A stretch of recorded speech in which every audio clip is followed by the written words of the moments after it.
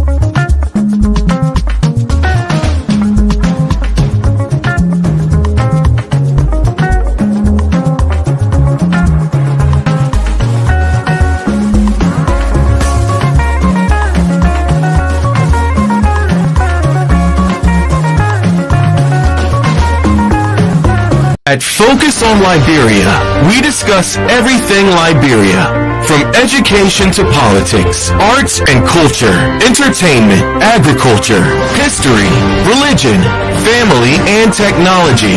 Focus on Liberia uncovers and showcases the best of Liberia and shows the world the truth about Liberia. We educate, elevate, and promote all things Liberia. We conduct interviews, panel discussions, debates, and more. Tune in to Focus on Liberia on Facebook and YouTube and be a part of the stories that make up the news. This is Focus on Liberia, and I am Dennis Ja. Hello, welcome everyone to another edition of the Deborah Youthon Wilson Foundation panel discussion on single parenthood.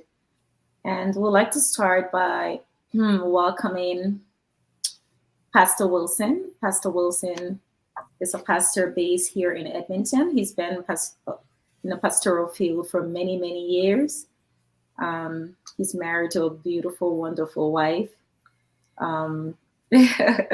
Welcome, Pastor Wilson. I can sit here all day and talk about how incredible he is. And we'll move on to welcome our next panelist, Mr. Nee Tiwerkani. Nee is from Ghana. He's an oral historian. And something very fascinating about Nee, he is the founder and CEO of the first ever Black History Library based here in Edmonton, Alberta.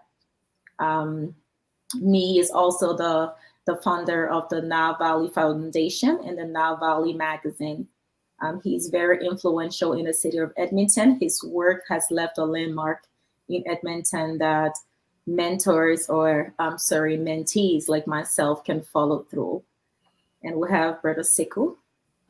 Brother Sekou, welcome on board. Brother Sekou is an activist, a feminist. He's a CEO, he's a family man, he's a father, he's a brother, he's a friend. Brother Sekou is very much involved in community activism and community initiatives. We're grateful to have him on board tonight. And myself, Bridget Wilson, I'm the daughter of Deborah Youthon Wilson, and I'm grateful to have you all. So without further ado, we will jump into the program. So last week, we were very honored to have had discussions on the challenges that single parent family face or encounter. And there's this stereotype that when we talk about single parent family, we tend to talk about women, but single parent family can involve men. And I'm really grateful to have a lot of men on this discussion tonight. So thank you and welcome you all.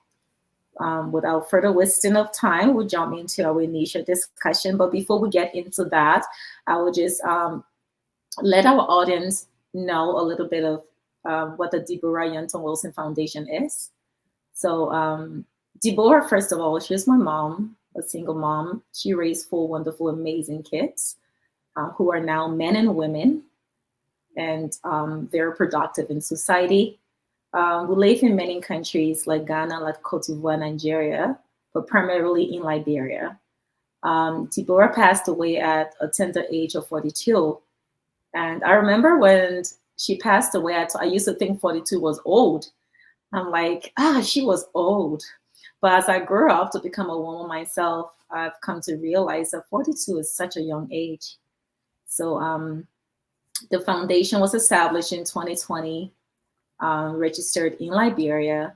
And our work is to ensure that every child receive a reasonable education. And we say reasonable education because we can't afford to send kids to private schools, to prestigious schools. But what matters is giving them the basics, and that's the primary education. So in 2020, we visited Liberia, and we were able to impact the foster homes and the orphanages. One of them was Master of Champions Foster Home.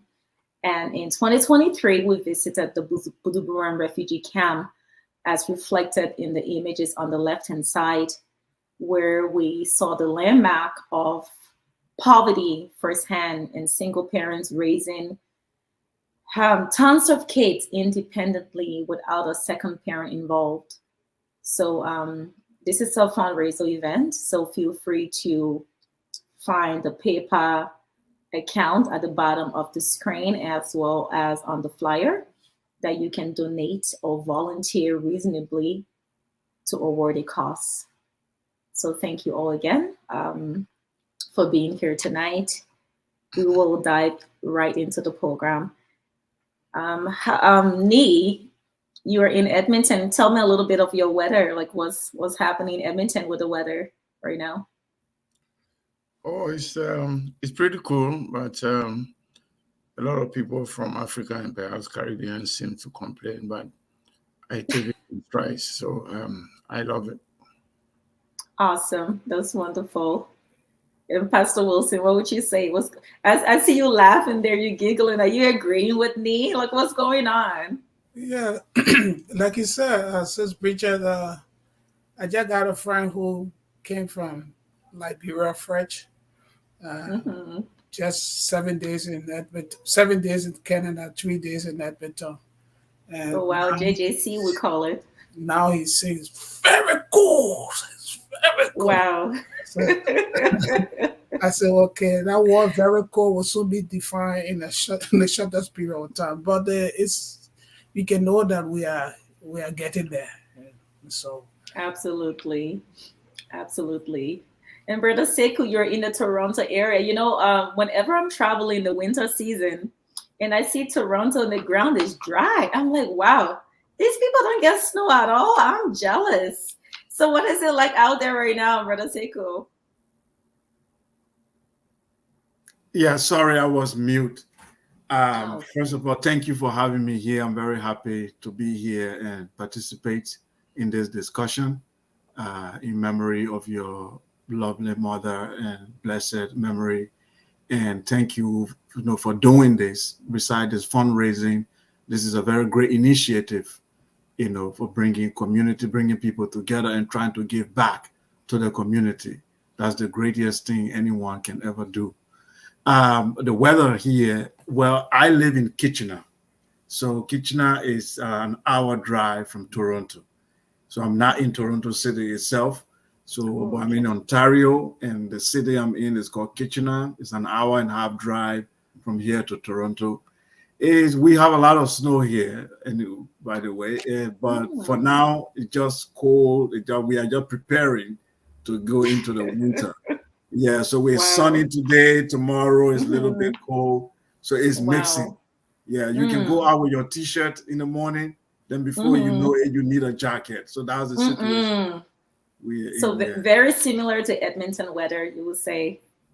We call that the bipolar weather. You just never know what to expect. Right. It can be anything at any time. Wow, lovely. That is wonderful. So as without further ado, we'll dive into the program. So last week we'll cover a few discussion questions. Brother Sekou, sorry, I know you were busy. You missed out on last week, but just to run that by you, we'll talk about the daily challenges of one parent family, and intentional parenting. That's a discussion that it went well. But we sat on that topic for a few minutes, almost 30 minutes. We discussed intentional parenting and intentional parenting and how that can look different from what we would normally call parenting. Is going beyond the regular expectation of just meeting the basic needs with food and shelter, clothing, education, but also helping to drive our children's future in the trajectory that we want it to go. So helping them to make informed decisions, helping them with their association, who do they hang out with, and as a parent too, what are you doing in your home that could potentially influence your kid? And parenting as a single parent, all of that responsibility is on you, whether the kids succeed or not succeed. So making informed decision really matters in intentional parenting. We talk about creating a system of equity in single parent families, because when we have two parents families, we have a dad that's working, we have a mom that's working. But in a single parent home, you might have an independent dad where the only source of his income is rests on him alone, or the mom who the only source of her income is her. So how do we create equity in such an unfair system? So today we will be discussing co-parenting and how do we navigate our ways into co-parenting. Because co-parenting, and again, is co-parenting single parenting, or like how can we put that into this discussion? So I'm going to leave the floor open. Starting with you, Brother Sekou, I'm going to put you on the spot. Co-parenting, can we consider it single parenting? Yes, thank you very much. I would say no, we won't consider a single parenting because two people are involved in this. When we talk of co-parenting, we are referring to a child being raised by two people who are in separate homes. So they are separated or they are divorced, and now the child lives here on the weekend, and then live with the mom on the weekend, or the dad, and the weekdays they live with the other parent. So in this case, two values. The child is dealing with two different people. The child is imitating two different people, and sometimes these two parents may be in other relationship. So this child is literally involved in two different families, so to speak. So the values might not be the same. So a lot of things can happen in this case. So it's not single, it's very, very much different from single parenting. So it can have some positive and negative effect like any other parenting. So it depends how these two, this co-parenting is happening, in what environment, in what kind of atmosphere, in terms of the relationship between those two parents who are separate. If the relationship is hostile, then this child finds themselves in a very difficult position where they have to imbibe negativity from one side and then move to the other side. So this creates a lot of conflict in the mental health of the child. But if it is very positive, in case where two mature people say, look, you know what, the marriage didn't work out, so you can live over there, I live here. But both parents are positive and they are doing the co-parenting in a very positive way. They communicate as to what does the child need. The child needs to be here tomorrow. They are cooperating. In this case, the child will not feel it that much. But if it is Sorry, Brother Sekou, before you go further, I'm just going to interject there a little bit, because we're seeing a rise of co-parenting, but yet we have parents who will still insist that they are single parent. So parts of co-parenting will entail that the other parent is receiving child support. So child support can come either from a male or a female because I know, again, when we'll talk about child support, people think, oh yeah, it's the men that pay. But child support is whoever has the child for the most period of the time will receive the child support. So with single parent, then would you receive child support? Would you receive the shared parenting time? So there are some single parent there are some parents who are insisting, although they're co-parenting, they will still carry that title that they are single parent. Is that let's say, a fair advantage to those who are parenting independently without the support of a partner? Brother Sekou, while you contemplate on that, let me get the input of Nee. Nee, can you come in? And the question is, co-parenting, is co-parenting considered single parenting? Oh boy, that's very hard. Well,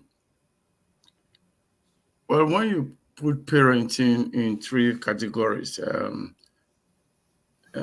normal family, father, mother, and then co-parenting, and then single parent.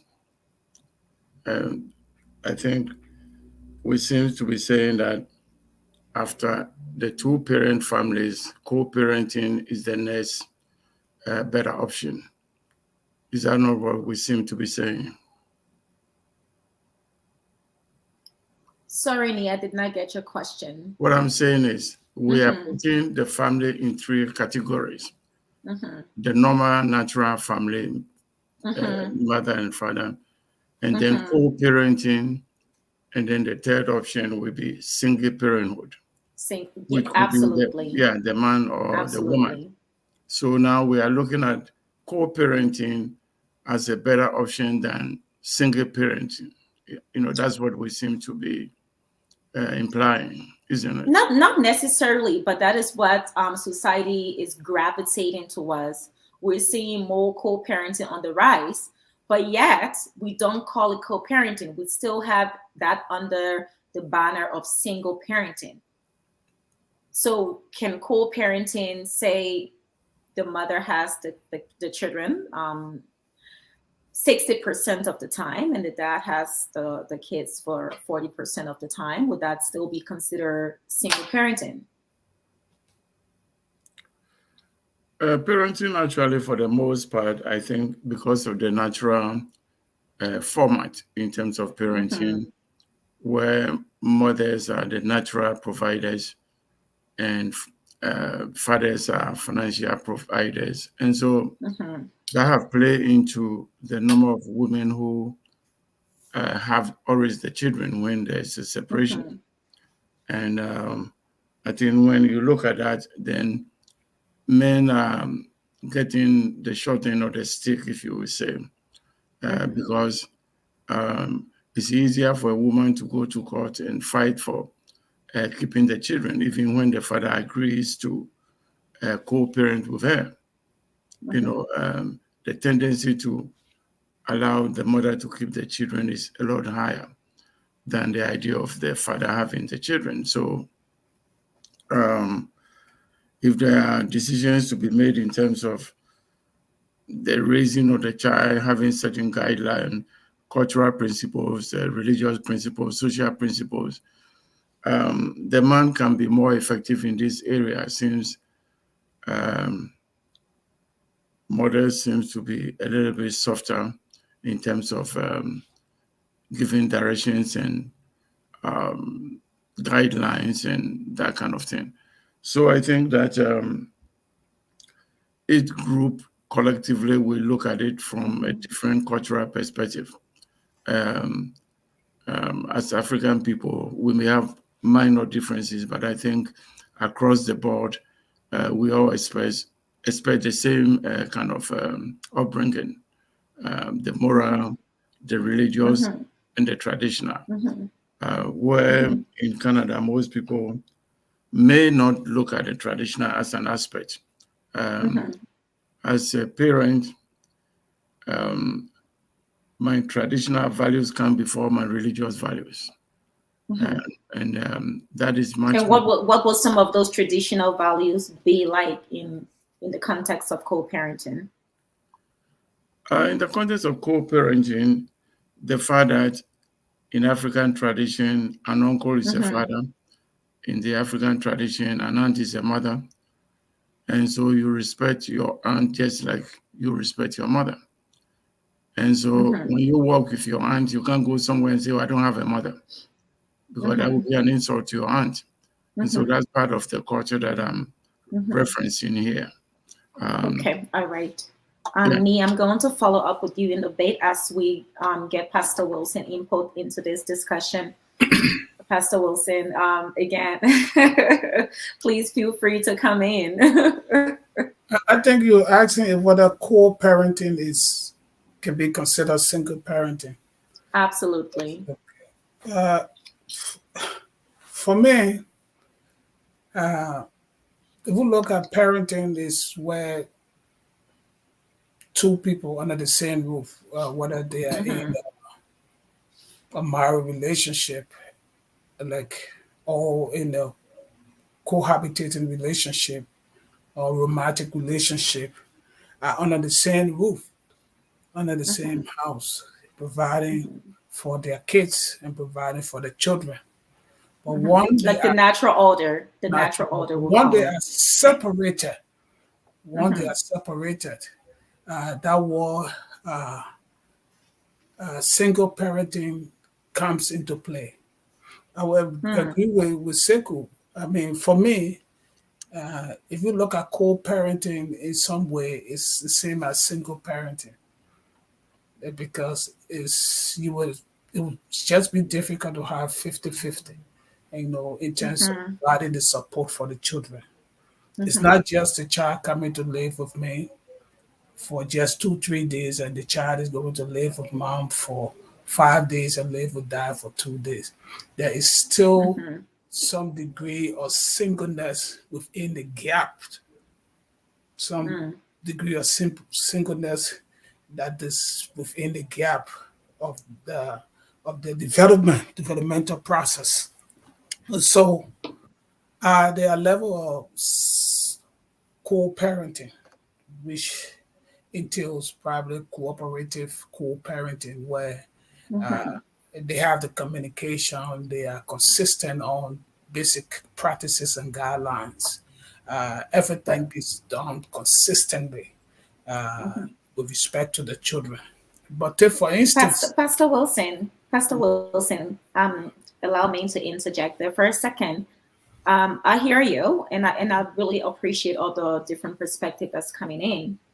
But when we look at other parents who are parenting independently, would that be a fair advantage to them if we put that under the banner of single parenting?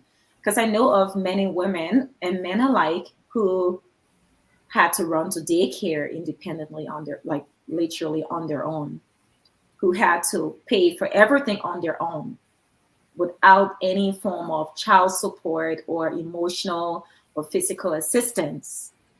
So say, here's a parent that is receiving child support, school fee is paid, clothing is, everything is done. Would you still consider that parent to be an absolute single parent? Would it be fair for that parent to then claim that title to be like, oh, I'm a single parent?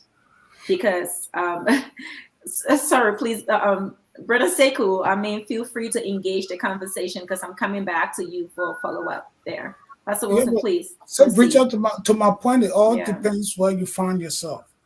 For me, I believe there is no absolute co-parenting. That word co-parenting is a crafted word. It will never be 50-50. You will never have the full support of the children, like Brother Sekou said. We will accept it because we live in this culture at the time, but if we look at the well-being of the children, because parenting is raising the child, parent raising the child.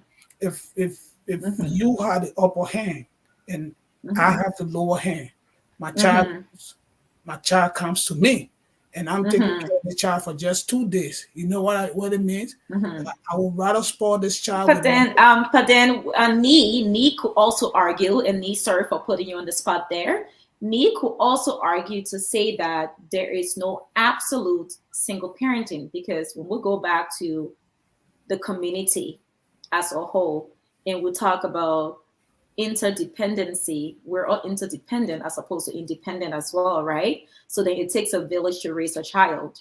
So so we can argue to say there is no absolute co-parenting, but at the same time, like Nii could say, there is no absolute single parenting either.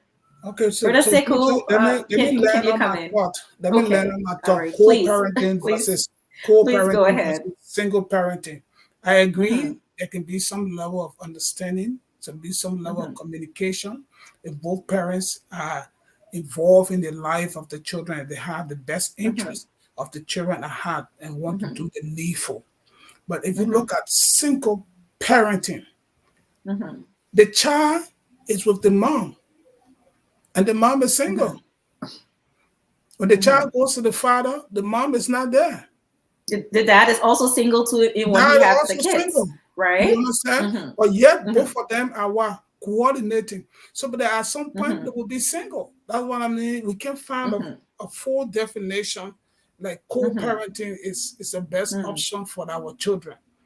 In the term and practical term, they are still single because they live under the roof of a single parent for a period of time, for some hour, for some time. Whereas they both should be living under the same roof. Yes, I agree with you. There are some co-parenting scenarios that could be that could fit some situation, but not in all cases. The children will always be at the disadvantageous end. That's my point. They will always be left with trauma. They will all be left with questions. They will always be left with some issues, some concerns, some doubts because they are children. So I was just giving the scenario. If I were to take my child or children for just 2 days, and you, the mother, taking the children for 5 days. If those children come to me in 2 days, I will spoil them with love. I will take them to McDonald's, take them to this place, take them to that place. And when they come to mom, they're struggling. She doesn't have the income to do what the dad has done. So you know what I mean? The children will say, Daddy love her more, and Mommy love her less. That he was saying there will always be some disadvantage. So I was absolutely. What I want to say that yes, single parenting could be a best option, but for me, I believe it's not the right way forward as far as the development, the wholesome or holistic development of a child is concerned. Thank you, Pastor Wilson. Brother Sekou, please come in before we move to our next question. Yes. Is it on the same question? It's on the same question, but if you don't have anything else, then we'll move further. Yeah. I know we wouldn't come to a resolve at this time, but yeah, please go ahead. No, I think we're all saying the same thing. Like I said, your question initially was whether co-parenting should be considered as single parenting. So what I'm saying is that it's unique. It's not absolutely single parenting. Even though some people, in terms of the financial area, they might try to, some women, or men, when they are separated and they consider themselves single parent right away, they use that term. But for me, as long as the child goes from A to B, two people are impacting the child. So let's focus on the child now, not those two people apart. So the child is seeing two people. So if the child is the center of the discussion, then there is a co-parenting going on because the child is going to two different people at two different times. And it doesn't matter whether it's still longer to A or still a shorter time to B. But the fact that the child goes from A to B all the time, there's co-parenting going on.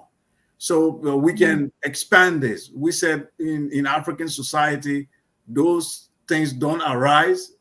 Those institutions, we are talking about the ancient one, modern time, is the same. The same thing you see here is what you see in Africa. But the way the traditional institutions were set up, like Kuni was saying, is that when such a thing happened, the mother family intervened. So it's not just the mom alone now. The child now becomes the responsibility of all auntie, and then the uncles play the role of dad. So single parenting is not found in a traditional African institution. Because, like, for example, if my sister is divorced in our culture and she comes home with her kid, I, being her brother, I take full responsibility. I don't wait for the dad, whatever the dad does or not. I have to look after my sister and her children. It's a must. They say, uncle, we need school fees, we need this, and I have to do it. I don't ask them, where is your dad? I play the role immediately because I'm a sister kid. So, but those institutions no longer, we are now moving from that community way of living, communal way of living, to individualism. So this individualism of Europeans that we have copied is that we just see the mom and the dad. So that's where words like single parenting comes in. And the individualism has already become part of the African society now due to colonialism. So we can't escape from it. It's not a European thing anymore. It's part of us now. So I'm saying co-parenting must be treated differently. It's not single parenting. It has its own caveats. That's what I'm saying. Absolutely. Yes, that was beautifully executed, Brother Sekou. That moves us into our next question. But before we go dive in, we just want to remind our audience that this is a virtual fundraiser for the Deborah Youthon Wilson Foundation. The theme for this panel discussion is to ensure that each child receive a reasonable education. Our focus is in Liberia and in Ghana, Butuburan refugee camp. So without wasting further time, our next question. Co-parenting as allies and not adversary. What does that look like? So within the context again, and you can see we're moving more and more into co-parenting. We started off the discussion initially last week with single parenting, and now we're moving into co-parenting. So most times when people co-parent, there can be a clash, a conflict of interest, wherein it's like your parenting is great, your parenting style is great, your parenting style isn't, right? So it's important that we co-parent as allies and not against each other. But what does that look like, or how can that be applied in a single parent family or a co-parenting family?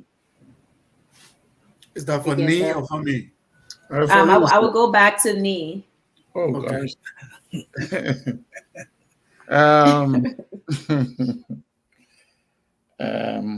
We're still in the co-parenting arena. That seems to be the jig of the conversation. And I think that I'm always going back, if you notice, on culture. And even I did mention that the cultural values for my children is more important than the religious upbringing of my children. And I heard Pastor Thomas mention about the changing of the family style that we used to have in Africa and what we have now adopted, the more European culture. So it is in that faith that I said I would like the cultural value of my children to be number one. Because if you are culturally well grounded, a lot of stuff in the public arena will not affect you. And you can always see, and I always use my brothers, the Jewish people, as reference, that because they are well cultured, they don't care what nonsense you put on social media, on TV or whatever, because they are well grounded. These things can go on and it will not affect them because you're saying to yourself, this is not my culture, so I'm not adopting to it. But because Africans have become so vulnerable, and I, excuse me, I reference you to colonialization across the world. India was colonized, China was colonized, but the colonizers did not affect their culture that much. So you can see that the Indian culture is still intact and the Chinese culture is still intact. But when you come to Africa, because of our vulnerability, we seem to adopt to things so easily.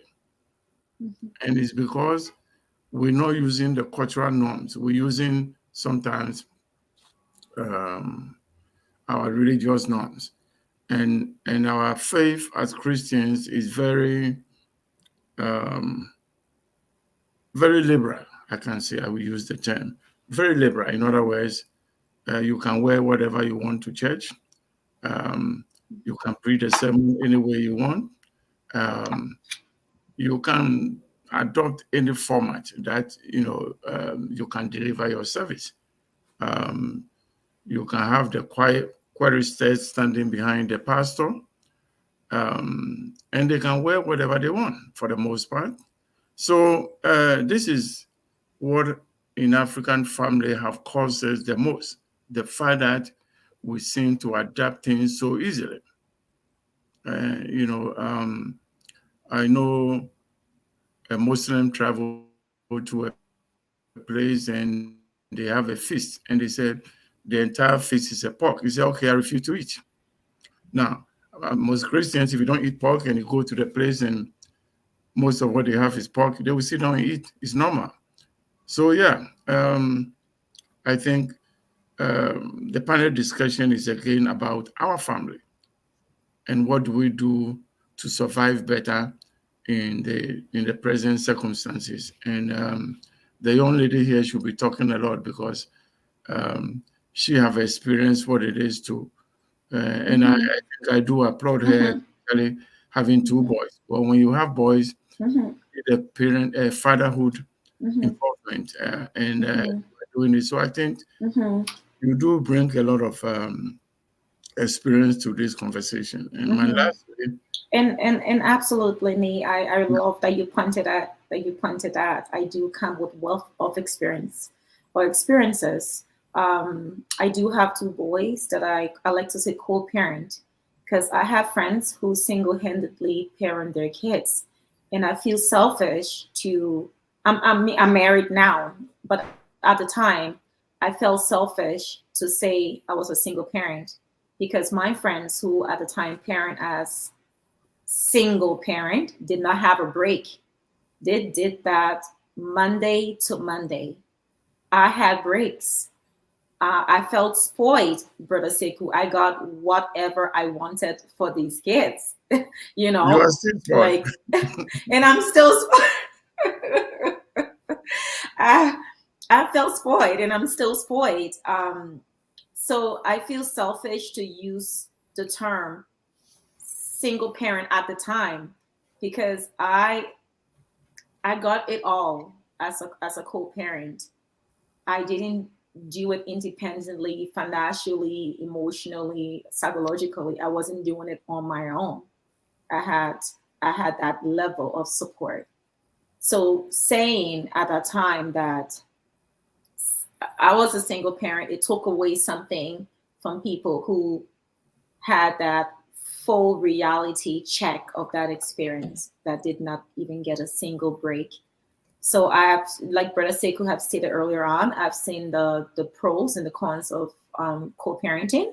There can be a lot of pros to it, and there can be a lot of consequences to it as well, negative consequences to it as well. Yeah, but again, back to you, Nee. All in all, what I have learned from those experiences, that indeed it takes a village. It takes going back to the culture, relying on our community, looking at the holistic approach, the holistic African approach, as opposed to the colonization approach, or the colonizer way of the independent individual. Because I'm a strong believer of we're all interdependent beings. Henceforth, we go to work, right? We don't sit and do money just flow, or we run a business and we get money. We do things, we engage with each other. We're relational beings. No one is an island. So sorry, back to you there, Nee. Yeah, I'm glad you were making these references, because you did mention that you didn't want to identify yourself as a single parent. Now, that's part of the African culture I'm talking about. It's not a pride to go somewhere publicly as a young woman and clear or shout on top of your voice that, oh, I'm a single parent. Because here, there is some kind of benefit for being a single parent. and there is a free pass you may get at some social offices. So you throw this out there, I'm a single parent, so that you can have sympathy. And I think that's played, but in our culture, it's not something we are proud of. So that, you can boldly say, oh, I'm a single parent, or I raised my children all by myself. Even if you did, you won't say that because it's not a pride. But here, in fact, and Nate, just to interject, I'm not about woman shaming. That's one. But I will say, when you say it's not a pride for me, what I interpret that as, it takes away from the aunties and uncle who have contributed to the support in raising of these kids. It even takes away from the community. Exactly. Yeah. Exactly. But that's the reason why you don't want to claim that I'm a single, because people who are helping you, should they hear that, you are somewhere crying, wolf, I'm a single parent, and they say, oh, we are here, we are helping you. So it's like saying to your aunt, oh, I don't have a mother, that's why. And your aunt will say, but you have me, so why are you complaining? So that's part of the African culture. I'm saying that a lot of these things that have become an issue in the West, is to us, most part of it is normal. So before we go further into our discussion, because the question was parenting as allies. What we've seen after people separate and they're now parenting separately, there's a lot of battle. So how can we step in as a community, as an organization, to mitigate some of those struggles that they encounter with the differences of parenting styles and all of that? Yeah, how can we address that? Because that's a major issue. We see families that are coming to counseling because they really cannot come to an agreement on which parenting style is appropriate for the kids or the children. And everyone tends to think their parenting style is right. So then we'll have two parents who become adversaries against each other, as opposed to targeting what matters the most, and that's the kids in question. Yeah, how can we help to resolve that? Yeah, I think what we should be pushing in our community against is every time you are in trouble as human beings, the only thing you have to fall back on most of the time is your culture. Okay, and so I feel strongly that because we move away from our culture, again, we seem to buy into a lot of the stuff that we shouldn't. And so we have to go out here now and call out our community, going back to the basics of how we even define a family. If when you were going to marriage, I'm sure they told you that you are married to every man in the family. And if you're a woman, like all your husband's brothers are your husbands. So that kind of culture, and that's how women who husband may die or separation, they get support. Because when a woman has support, of course, then he's not going to claim I'm raising my children all by myself, or I'm a single parent. So again, there is a need, and I think that I'm always saying that, Pastor Thomas, sorry for you to hear me say that the church always have to look at the family constantly. And my 50 years experience in Canada is because the church have not respect the family as the source of their strength. So when you look at the broken family as somebody that you can come in and cater for them rather than repairing them. So you're going into our second question.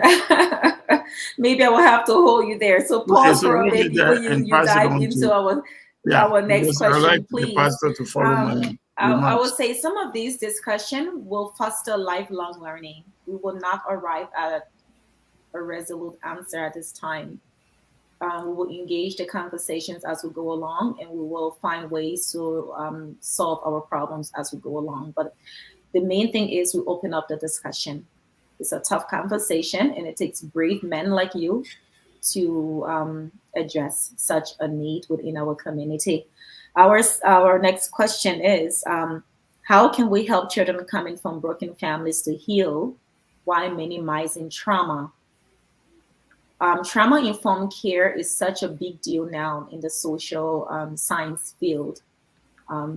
We have seen how trauma affects the developing brain of children from early as infancy up until as adulthood.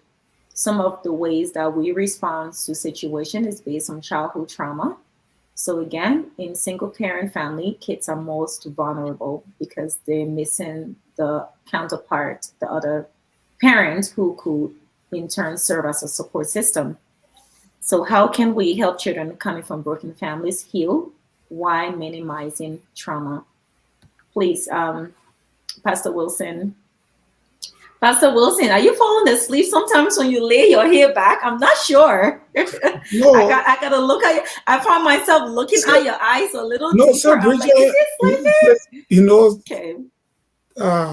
practically I just observe a lot. Everything that you've been saying, I've been following. I just, it almost like my teacher once said to me, "But why you don't want to ask questions?" I said, "But the same question I was about to ask someone asked a question I have for me." So, but yeah, before I address this current question, like what I want to say, co-parenting should not be one that should be conflicted. Like I said last week, sometimes factors that lead to separation or divorce has a way of affecting our children and leaving lifelong trauma. So let us take the children out of the picture and handle what affects us as adults.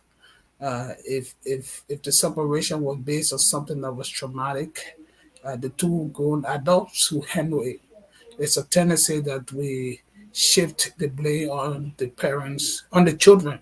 And the same thing probably your mom did to me, it will follow you, or your pa did, will follow you, or your mom is this, or your father is this. So let us take the children out of it and put the children at the center of care and support. So to your point, Vanessa said something very important. How the question is, I'm looking at my question here. How can we help children coming from broken families to heal while minimizing trauma? And it's so personal to me this particular question because growing up in Liberia, especially from this Liberian Civil War, even though we live with our parents, but the economic situation neutralized their ability to take care of us. They were impotent financially. They never had the means. So most of us have to care for ourselves at a very early age. So even though I have parents, but almost I can live a life like a single child. So this is so personal with me. And coming from war, we experience a lot in terms of trauma. And one like Panisa, you can brush culture away when you talk about developing the life of a child. You can. I'm a student of theology, but historic theology tells us that Alexander the Great, at the age of 33, had almost conquered the known world. And I think he was on the verge of conquering India when he died from malaria. But his cultural impact live on up to today's date. Because one of the things that he did was when the territory that he conquered, he ensured that culture took precedent, the way of life, the way of living, the language at the time. So even when Jesus was born in Palestine, he never spoke Aramaic. He never spoke Hebrew. He had to speak Greek, which was the local language at the time in order to communicate to the people because Alexander the Great culture has taken over Palestine. So the New Testament was written in Koine Greek, which is the same Greek language that was spoken by Alexander the Great. So what I'm saying, culture has a way of living with us. So when I was growing up, two things I learned from him. Parents told me how to behave culturally, respect older people, discipline. It's so important. Pastor Wilson, sticking to the subject matter of trauma. Again, I like how you say that is so personal to you. I would just like for you to focus on that piece a little bit more. Yeah, the reason why I say it's personal to me, yeah, to ask me how did I overcome the trauma? That's what I really go absolutely. Yeah, because that's what I'm saying. You see, trauma it can also be intergenerational. Yeah. So the trauma that we deal with in our childhood has the propensity to pass down onto our kids. They have that too to pass down to their children. So sorry, just trying to bring you back a little closer to the question. Like he was saying, I've never forgotten my cultural piece. And I will encourage parents to ensure that they live out the culture, because when I moved on my own at the age of 16, what my parents taught me lived with me. Then the next aspect is, are we building institutions that care for our children? Like he talked about the church. Are we building connection and network that support our children? Even look at politics, look at politics, look at even country budgets. That people from underdeveloped countries, if you look at youth development, what is this? What are we focusing? What aspect of our budget is focusing on the development of the children? Vast majority is just on recurring expense. So for me, the institution I was able to help, and I believe parents look forward to, is probably the church. The church, that he said that what are we doing? What programs are we putting into place? Families, hope. Pastor Wilson, hold on to that. I'm hearing some of the things that we can do is to create those systems and institutions that will promote healing, like the church. Right, like putting in our governmental budgets. Putting in budget that will be reflective of the needs of our kids. Brother Sigwe, I'm gonna move to you. So please help me. I'm still suspending. I will land.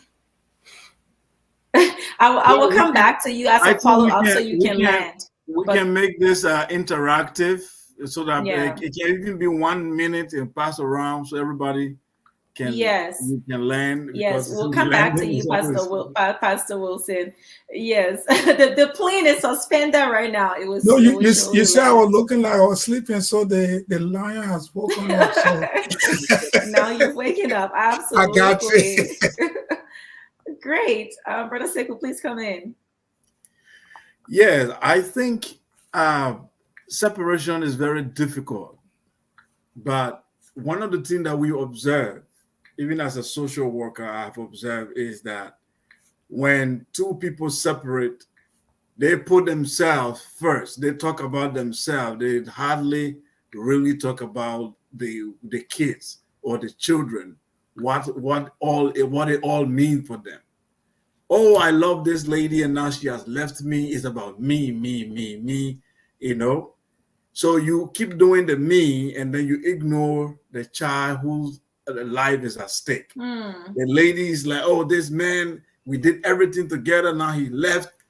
Both of you are only fighting about your love life and what you lost and what you gained. But these new souls that have been born, innocent souls that have been born, there is no plan, there is no discussion about them. And even I'm a traditionalist. I don't belong to any of the faith. I belong to the traditions of Africa. But even when we, the traditionalists, there are some who have monopolized the tradition for the men only. So that to a point, when they separate, when things like that happen, they put all the blame on the lady, and they said, because you didn't respect me, you didn't do that, your children will suffer. Now he transfers his anger.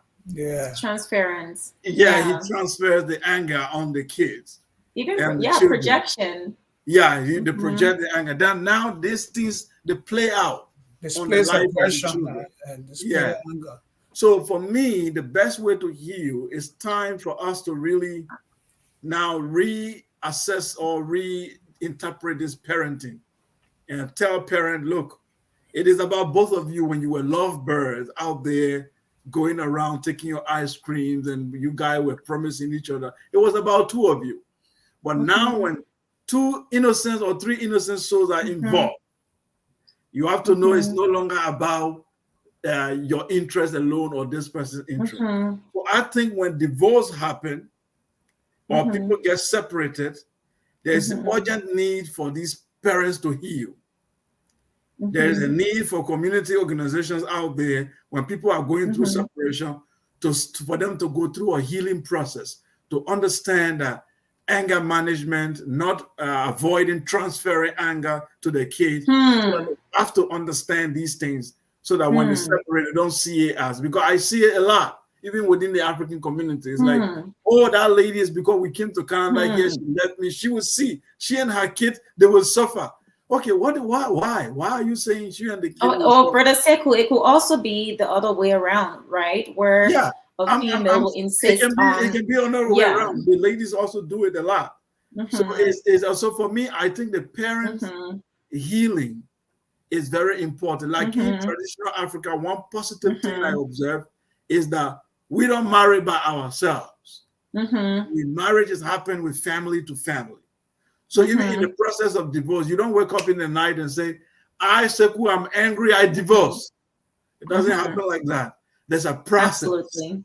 There's a process where family get involved. The reason the family is involved is not necessarily for them to overrule and say you must marry, but it's to try to see how to de-escalate the tension so that you guys are separating. You separate with sound mind so that the kids will inherit positivity. Because if you separate with Brother Sekou, just a second, can you elaborate a little bit more on transference? Because as a social worker, not a lot of people will get that term in the context in which it applies. So can you elaborate? Tell us a little bit more about transference and what that looks like.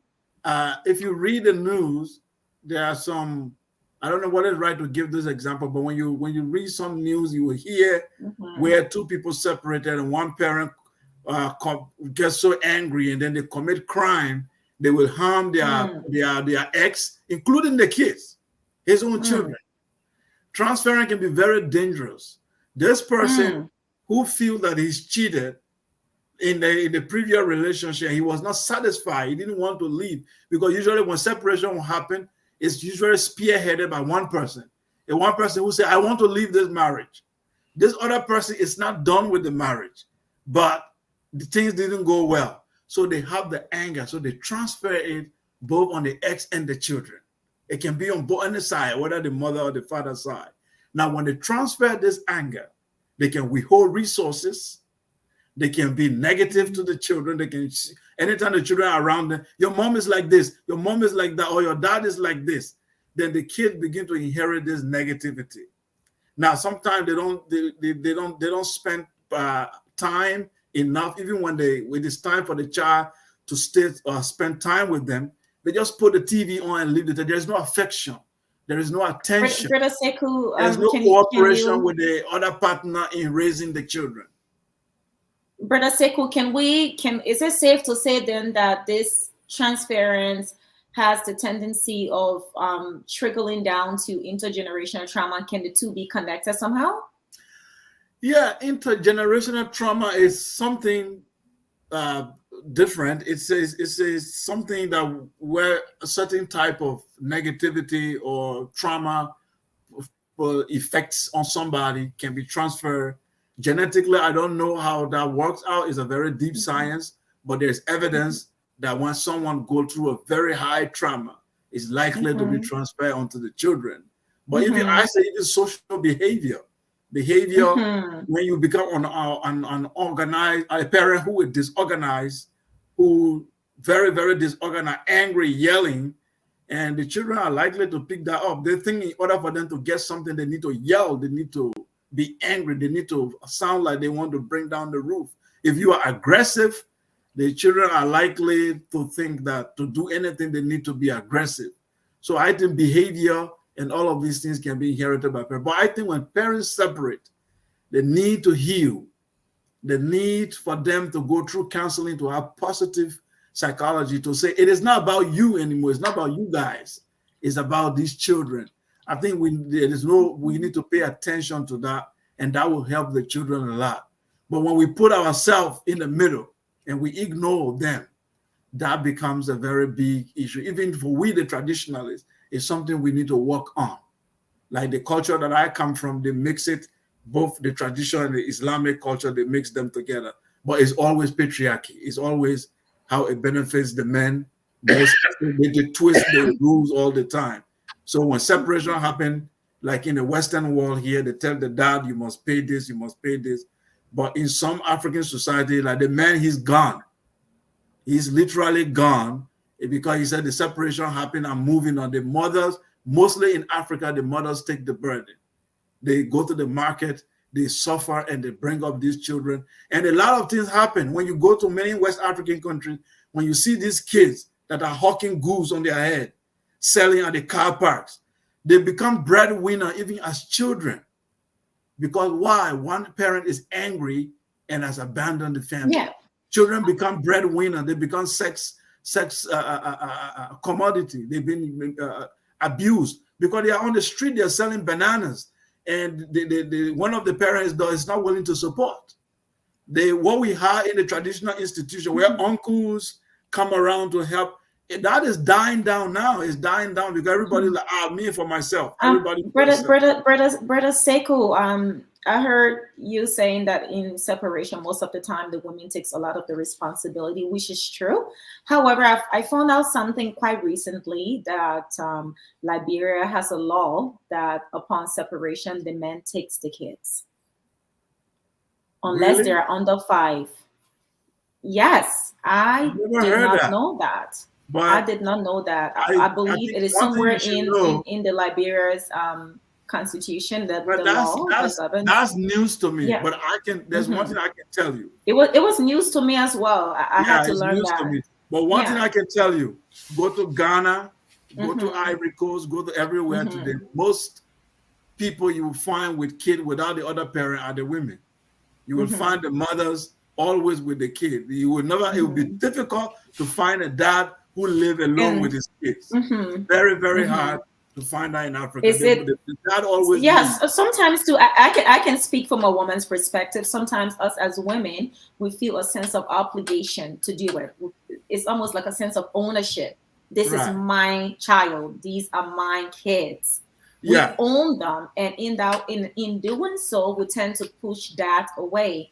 I encourage every single mom or co-parenting mom that if you have an opportunity to get the father involved, ensure to do that, because in order for the children to grow up in a way that is holistic, you need the influence of both male and female. And you, as a woman, I tell you, Brother Sekou and me, Pastor Wilson, you can only nurture a boy child to a certain extent, but you cannot teach him to be a man. There are certain things I can teach my son. Give me 5. I gave up. High 5. I gave up. I turned that over. I can teach them how to be men. As such, I allow the influence of that in their lives. Absolutely, absolutely. That is something that anyone who doesn't understand that, the same thing for me. I can only raise a girl child to a particular level. If she starts seeing her time, she won't be comfortable coming to me and say, Dad, I have my time or something happened. There are some intimate things she wants to discuss. Both parents are important. The masculine, that's absolutely.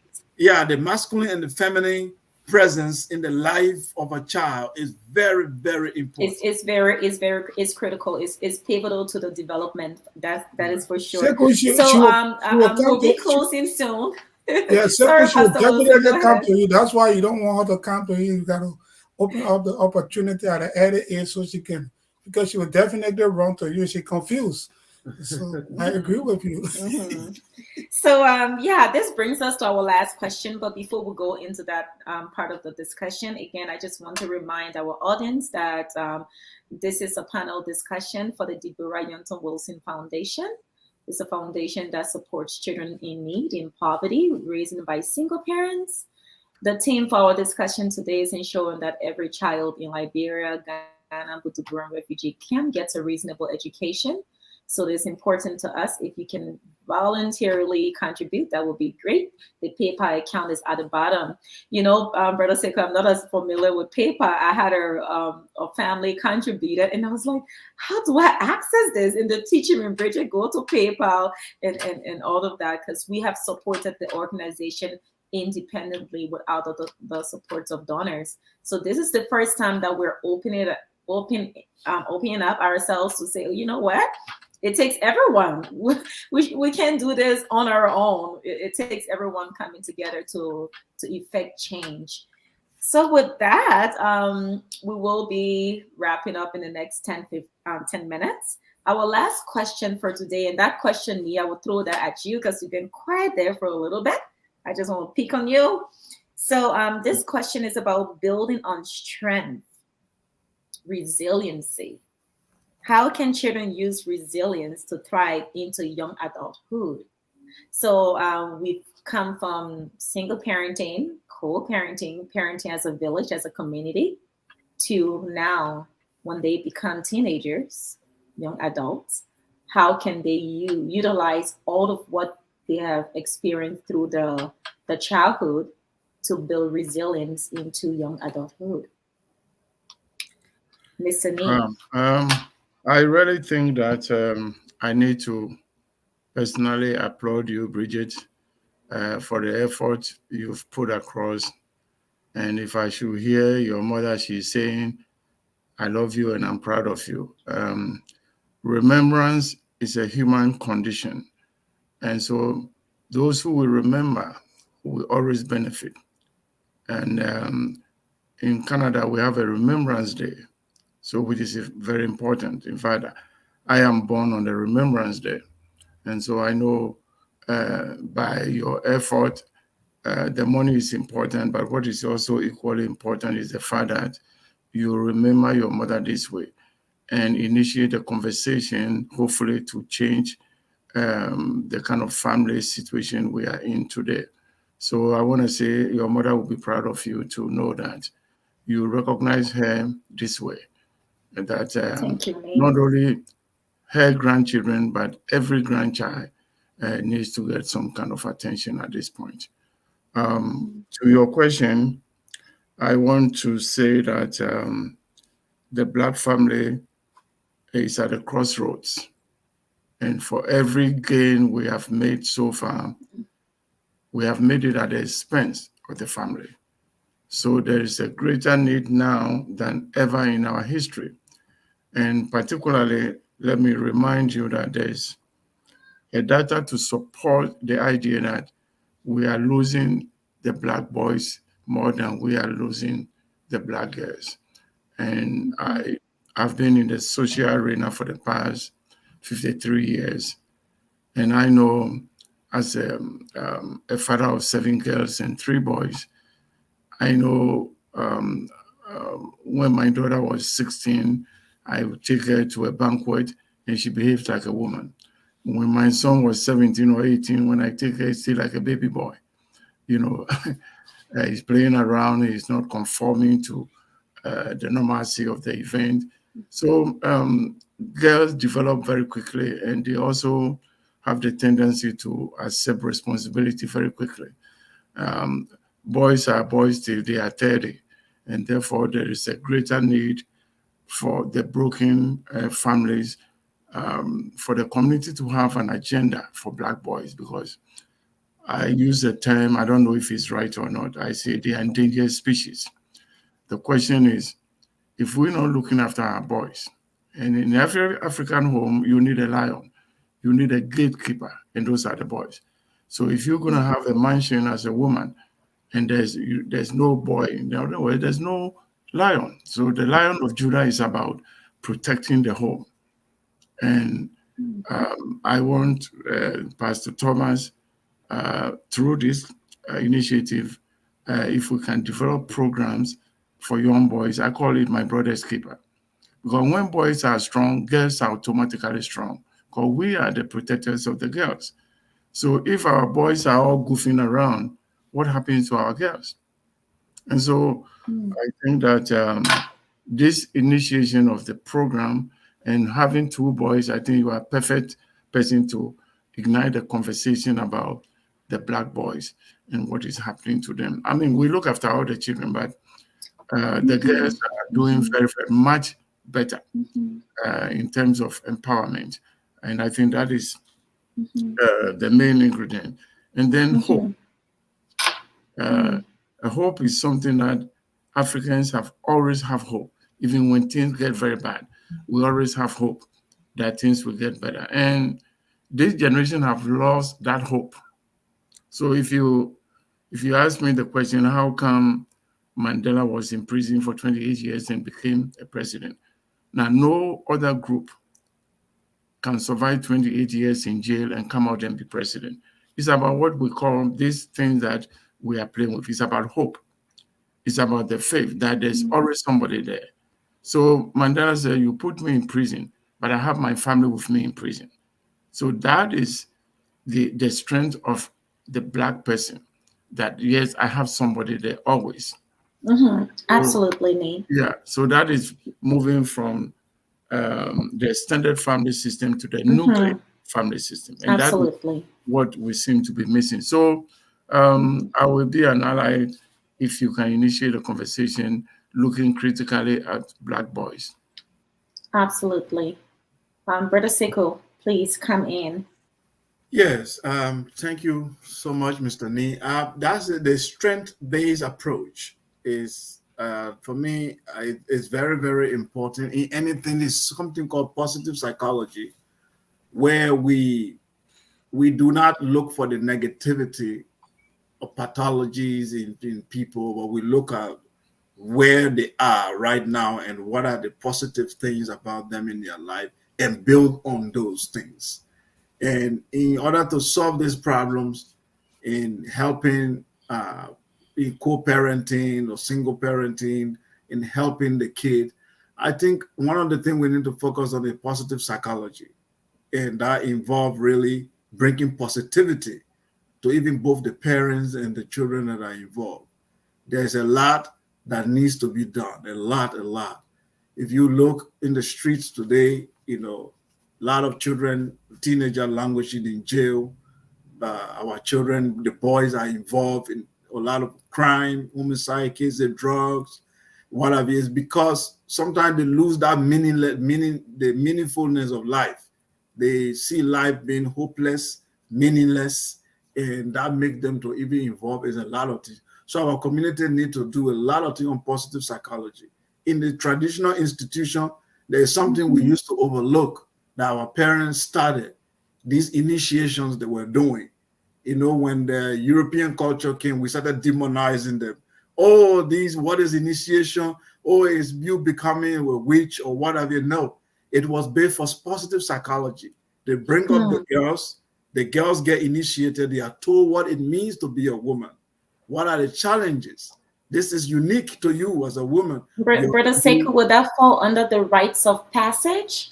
Yeah, those Something are like that? Okay. Yeah, the rite of passage on different ages. So they do this initiation. One of the main theme of this initiation was to train each gender to understand the challenges that you are likely to face in the society, how to deal with these challenges. So a young lady coming out of that initiation, and you give her to a guy to get married to, she already understands, she's been told the secret of how the masculine behave.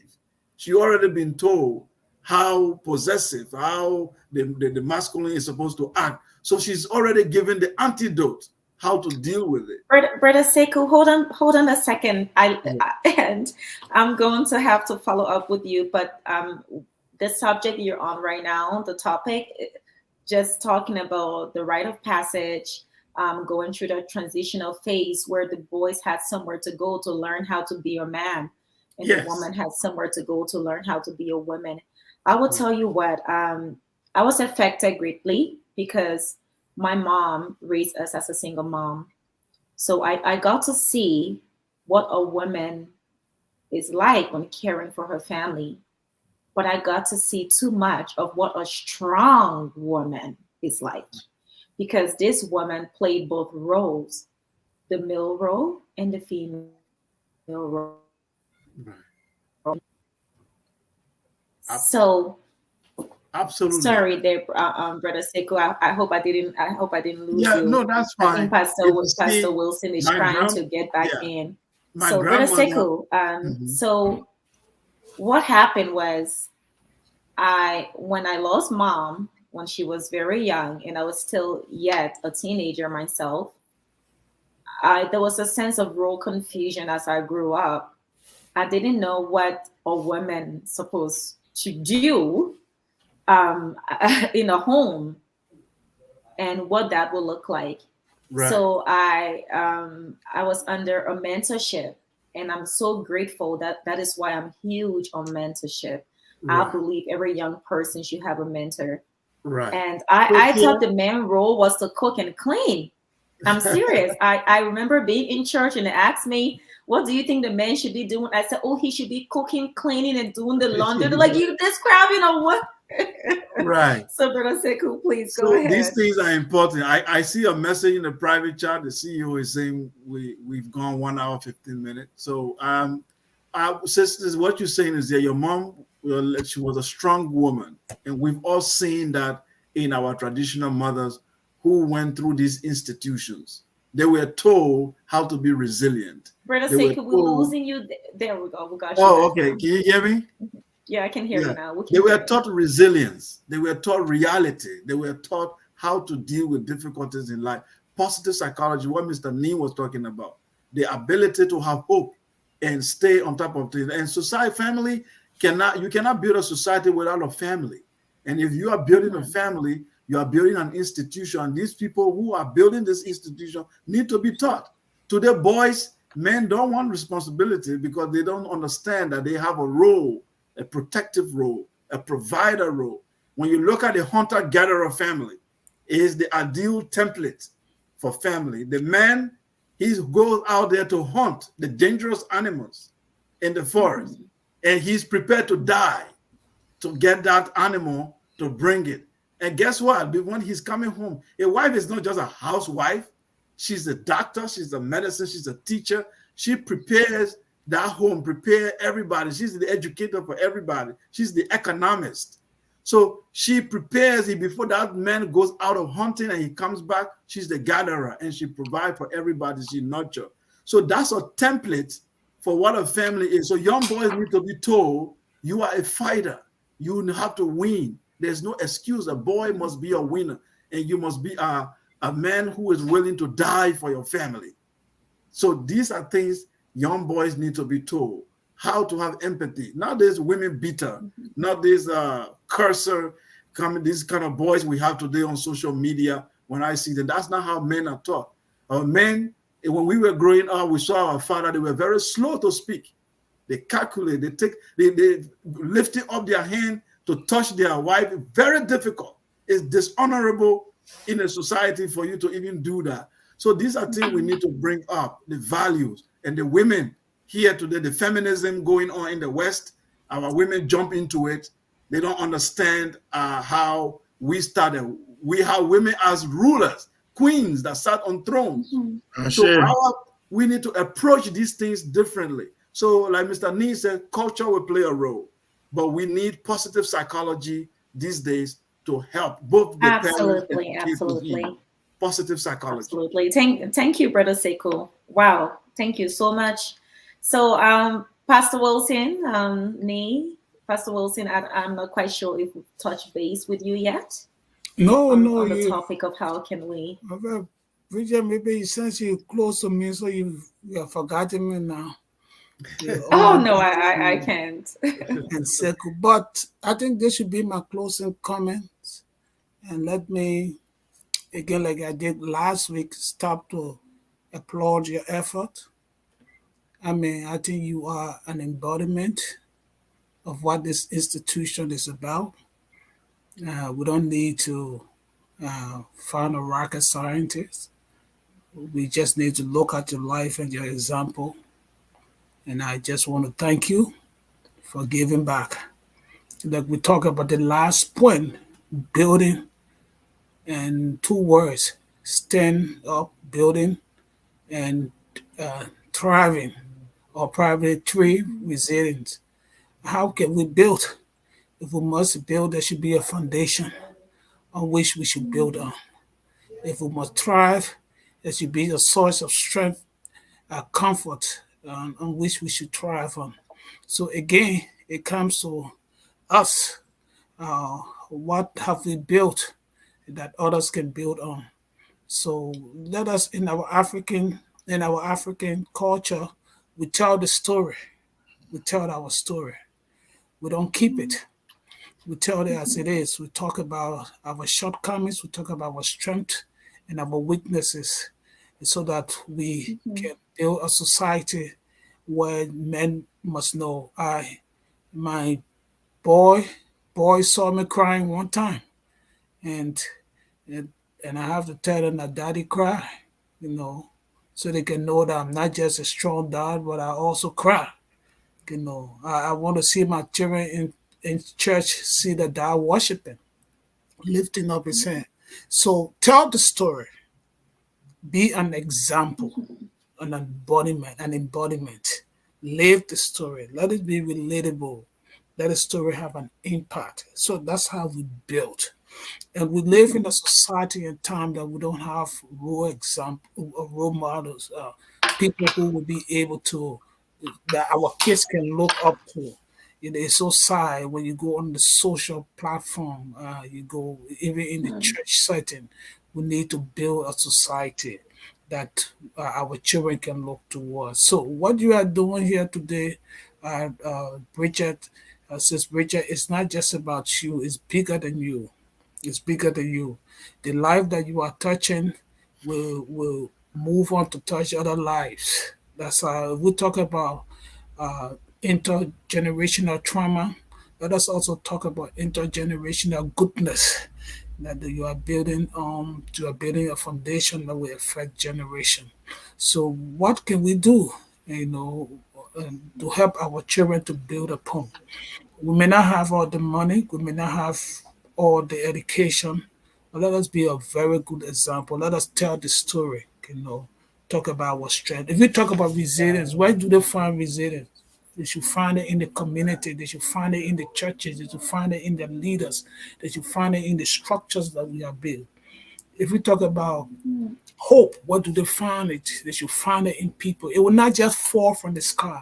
There are people who have lived hope, and we should be able to impart others with hope. People who have lived resilience, who have thrived in the midst of situation, they must be able to impact others and give that hope to others. So I would just stop here to say I'm so glad to be a part of the discussion. Dr. Martin Luther King said, "Man, most urgent and persistent question should be, what am I doing to help somebody?" Like Wow.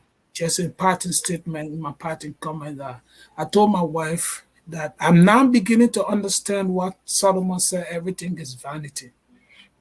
As we grow, as we expire, we want the degree, we want the car, we want the food, but at a certain age, you know that you can't climb the steps anymore. You try to downsize. You want to live in a small car. You want to live in a small house. You want to minimize your budget. You have the degree. You have the. I mean, you have lived your life. What is life? You need to. Bob Marley say, if you live for yourself, you live once. If you live for others, you live twice. So thank you, Bridget. We My will close with family, that my statement, family Mr. will, my Wilson. family will make a wonderful contribution to your endeavor. And Thank you kindly. going forward, we will be a part, will be a part of the work that you are doing. So my Thank you, family Mr. make Wilson. a contribution, and we want to be connected. And I don't want you to stop here. Maybe if I have a few suggestions, I will say that to you behind the scene. We can build connection. We can build a movement. It's not about us. It's not about us. And it's when you talk about poverty, it's painful. it gets to me. I remember I took my boy to JFK Hospital when I was working on the process to migrate to Canada. He went into the washroom while I was waiting. He used the washroom and hurriedly ran to me in the corridor. And he pulled me aside and said, Dad, I can't find the bucket to flush the toilet. I said, let's go back, let's go back. And when I went, I showed him the button. At the age of 16, he doesn't know a flush button. He has not been taught that you can flush a toilet in the house. He has used bucket all his life. So what can we do to help a child to flush a toilet? It starts with us. It starts with us. That's the strength. Absolutely. Because I know how to use it, and I'm gonna be able to help someone. So blessing and brother Pat Neil, blessing, and Connor, is good to Sekou Colette, it's good to connect with you, my bro. Kelly, how you pronounce the name? Kelly. Kelly, yes. Okay, Kelly, it's good to connect with you, my brother. Blessings. Thank you, Bridget, for the opportunity. Thank you kindly, Pastor Wilson. If there is any more last statement, we'll give a minute to that to wrap up our program. If there is no other statement, we will close. So, Brother Sekou, do you have any last messaging for us before we wrap up the program tonight? No, so in the tradition, when Pat Neil speaks, then we will close. So yeah, just as a thank you. And that is why I'm keeping him for the last. You see, I went to Brother Sekou there. So well, sorry, Brother Sekou, you were saying. Yeah, I was just saying thank you for inviting us, and I call the general public to continue to donate to this foundation. And I Care Canada, my organization, we will definitely partner with you in the future. We will discuss that behind the screen to see. I don't know if you are registered here under charity status in Canada. If you do that, then we can definitely partner together with some projects in Liberia here. I mean, back home in Liberia and here in Canada. We also do empowerment and all of those stuff. So that's it. Thank you very much. And that we give it to Nee. You're welcome. Nee here with Conan. Yeah, it's but I think that what I'm excited about that we never get together to talk about the family. We get together for business seminar. We get together for technology. We get together for soccer. We get together for so many things. But we never have time to talk about the family out of which we all came. So I think I will invite Bridget to moving forward. Let us see if we can have revamp my idea of My Brother's Keeper. And My Brother's Keeper became very big, and we included the girls because we realized that the boys stay longer to when we're having program when the girls are there. So the duality is very important. And I, as an African, you all bear with me that the name for God in most African languages is duality. In the Yoruba language, we say Yeyemi, he, she who give me life. In my language, we say Ata Nanyumo. Ata means the man, and Na means woman. So in Akan language is Nana, and Nana is for men and for women. So the duality of God in the African belief system is real. It's always the duality, but nothing happens with one gender. So if you're coming from this background, what is the struggle now? So I would say in the spirit of Sankofa, let us go back. Thank you. Thank you so much. And with that, we say thank you all. Thank you, Brother Sekou. Thank you, Nee. Thank you, Pastor Thomas Wilson. This brings our program to a close. And I'm taking away a few words from here today. My brother's keeper, strength-based approach, positive psychology, building from the foundation, because we can build the foundation from up. We have to build it from the grassroots. Thank you all for being here on this panel discussion. Again, once more, it's a Deborah Youthon Wilson panel discussion fundraiser virtual event. Have a great night, everyone. It's a long weekend too in Canada, so enjoy your time. Have a good night. Thank you, guys. Bye. We all love you. We all love you.